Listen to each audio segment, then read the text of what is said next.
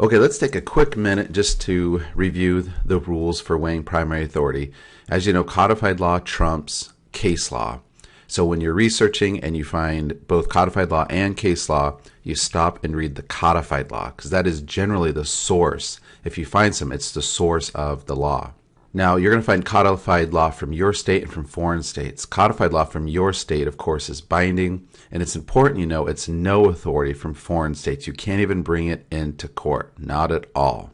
And we weigh case law similarly, where case law from your state will generally be binding, and from a foreign state will be persuasive. But you always have to weigh the three factors of jurisdiction, court hierarchy, and publication status, because a case could be from your state, but from a lower court, or it's not published. Let's use a real case of mine to see how this looks in real life. It's where a board member accused another board member of breaching a fiduciary duty. Okay, so let's research that in Lexis.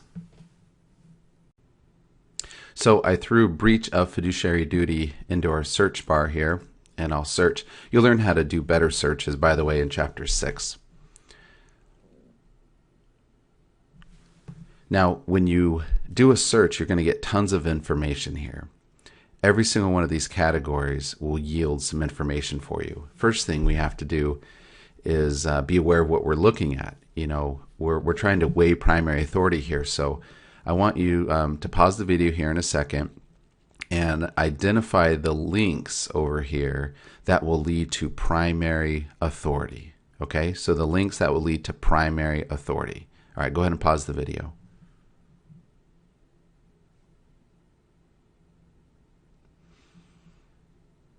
Okay, is this what you got?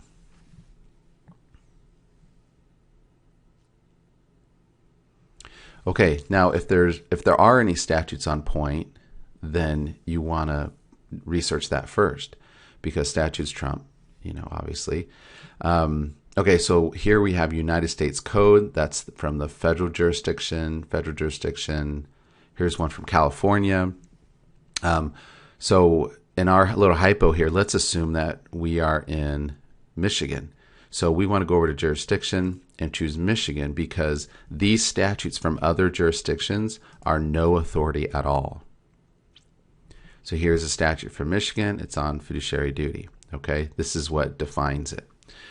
So this is binding authority because it's from our state, it's from our jurisdiction, and it's on point. Okay, now let's go look at how to weigh case law. So I'll click on cases here.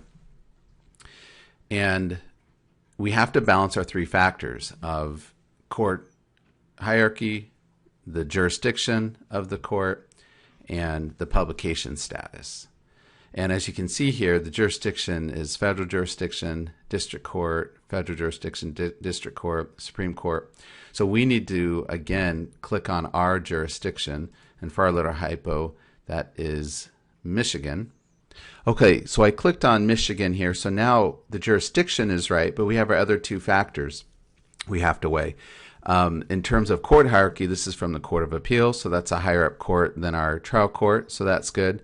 And then our third factor would be publication status. Anywhere you see a citation to a reporter, you know it's published. So this is volume 287 of the Michigan Appeals Reports, page 589. So this is published. So this would be binding precedent on a Michigan trial court because on all three factors, it hits him.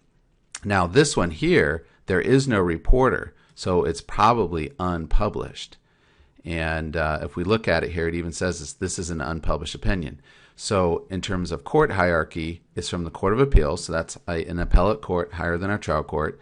Jurisdiction, it's from Michigan. So on those two factors, we're good. But on the third factor of publication status, we're not good. So this case would be only persuasive authority. It's got other issues. It's at least part of it has been reversed. But that's beside the point of what we're doing. We're just weighing primary authority here. Here's another one that has not been reversed. Again, it's unpublished, but on other two factors, it would be binding. But because of this third factor here being unpublished, it's not.